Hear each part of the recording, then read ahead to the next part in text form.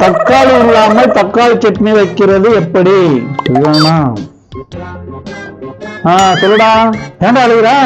நான் பொண்டாட்டி எடுத்து வச்சா என் வீட்டுல எல்லாம் பாரு, நான் தான் கிங்கு, நான் வைக்கிறதான் சட்டம். நான் என்ன சொன்னாலும் கப்பு சும்னு அடங்கி போயிருப்பான். நீ என்ன பொம்பளை பிள்ளை மாதிரி பொண்டாட்டி அடி வாங்கிட்டு உக்காந்துருக்க. நீ ஒரு ஃப்ரெண்டாடா, வயிறா போனா அப்புறம் கூப்பிடுறேன்டா.